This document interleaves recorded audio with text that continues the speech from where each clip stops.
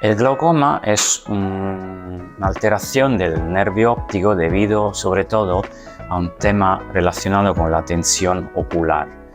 Si consideramos el ojo como una esfera, esa esfera tiene una presión dentro de sí que le mantiene con su forma. Entonces, esa presión tiene que estar balanceada perfectamente porque al interior del ojo entran vasos sanguíneos. Entonces, si esa presión en el interior del ojo es demasiado fuerte, va a afectar los vasos sanguíneos. Y entonces el riego a las células oculares y sobre todo a las neuronas que forman luego el nervio óptico se ve afectado.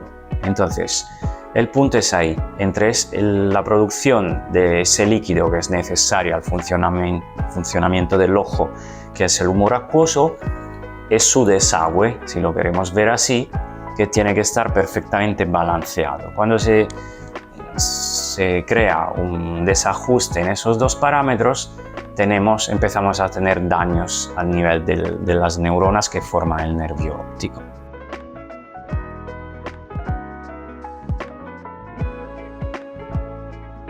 En sí, en la mayoría de los casos se produce porque hay una especie de malla que sirve para que el humor acuoso no salga demasiado rápido, y esa malla es la que frena un poquito, que filtra la salida del humor acuoso, porque tampoco es bueno que la presión dentro del ojo esté demasiado baja.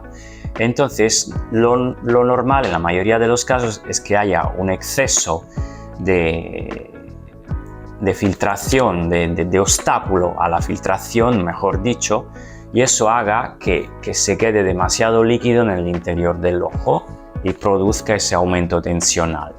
Ahora, en casos muy selectos, como en el glaucoma de ángulo cerrado, ese obstáculo es el propio iris, que por la forma que tiene el ojo, que normalmente son ojos más pequeños así, el iris obstruye esa malla, el trabeculado como se llama, y impide al humor acuoso de salir. En ese caso, la subida tensional es muy elevada, muy dolorosa, y el paciente se da cuenta enseguida de que algo no funciona. Aparte la visión muy borrosa, pero sobre todo es el dolor lo que le llama la atención. Al revés, en la mayoría de los glaucomas que conocemos, ese trabeculado no funciona bien y entonces la subida tensional es más progresiva, no alcanza valores tan elevados, entonces yo no me doy cuenta absolutamente de nada, pero empieza a afectar los vasos. Los vasos no aportan su nutrición adecuada y las neuronas empiezan a fallar, y luego a la vez que vayan fallando se instauran unos mecanismos de autofallo, por así decir, que hacen que mueran muchas más células de las que deberían de morir por ese nivel de tensión.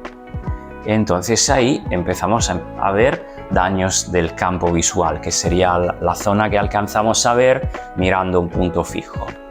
Al principio esos daños son periféricos, entonces tampoco me entero.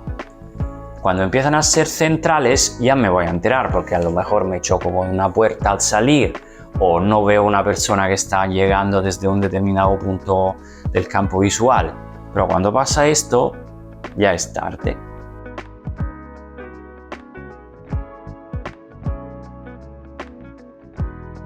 El problema de los síntomas son exactamente que son muy subdolos. Si quitamos el glaucoma de ángulo estrecho, donde la subida tensional es muy elevada y hay dolor y pérdida de visión o reducción de la agudeza visual, en el otro tipo de glaucoma, el glaucoma de ángulo abierto, o la mayoría de los glaucomas que tenemos en general, si descartamos algunos específicos que pero no son muy frecuentes, en el glaucoma de ángulo abierto prácticamente no hay síntomas. A veces algunos lamentan que ven halos alrededor de las luces a la noche, pero son cosas muy pequeñas. El ojo no duele, entonces es muy difícil de detectar, y ahí entra el tema de la prevención. Es muy importante la prevención en la enfermedad glaucomatosa.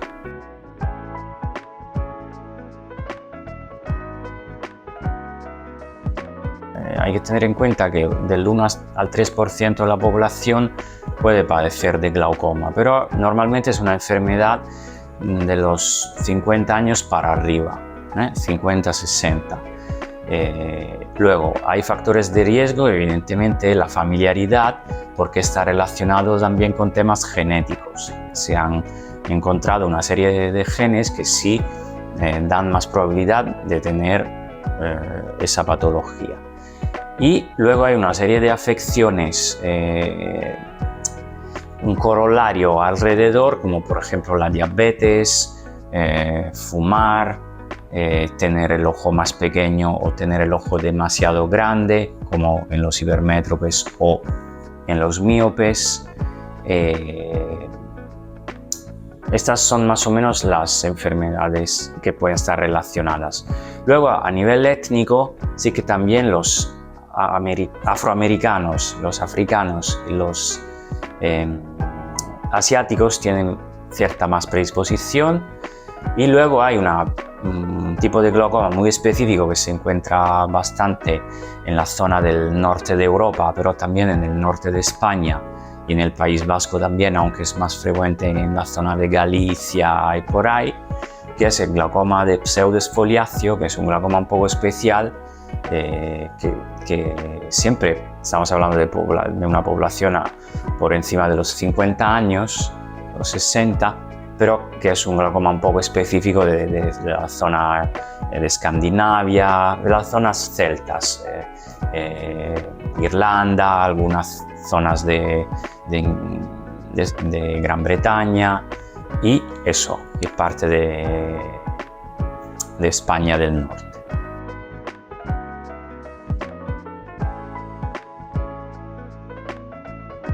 Lo es porque los síntomas de esa patología son muy subdolos, muy sutiles y es muy importante, sobre todo si tenemos familiaridad, diabetes, hipermetropía, miopía, lo que hemos estado hablando un poco de temas étnicos, con algunas pruebas muy sencillas que se hacen en la consulta básica de oftalmología, podemos ya tener una idea de dónde está tirando esa situación. Luego hay pruebas más específicas, pero ya con eso y repitiendo las pruebas, haciendo un seguimiento al año, a los 2 años, según los factores de riesgo que se identifican, simplemente con eso ya podemos curarnos en salud, prevenir la enfermedad.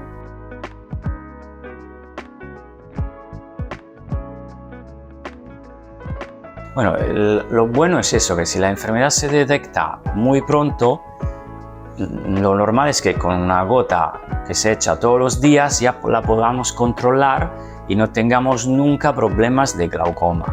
Luego existen otros tratamientos con láser, con cirugía que se pueden aplicar, pero el tratamiento de primera línea normalmente suele ser una gota que ya es suficiente en la mayoría de los casos a controlar la enfermedad o a hacer que no dé hallazgo de sí. O sea, yo me encuentro la tensión ocular elevada, un espesor corneal bajo, pero mi nervio óptico está bien, o sea que en ese momento todavía no se ha producido ningún daño, lo hemos pillado a tiempo, voy a tomarme mi gotita, baja la tensión y no voy a tener problemas de glaucoma para toda la vida. Eso es increíble, en mi opinión. El problema es cuando ya se hayan producido los daños, porque como toda cuestión neuronal, una vez que el neurón muere, ya no se puede reemplazar. Sobre todo si un cierto número de neurones mueren, ya está. El daño se ha producido y no hay vuelta atrás.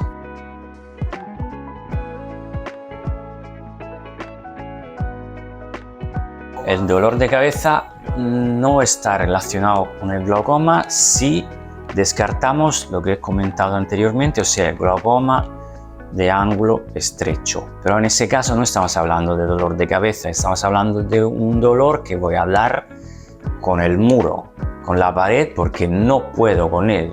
Entonces es bastante distinto de un dolor de cabeza.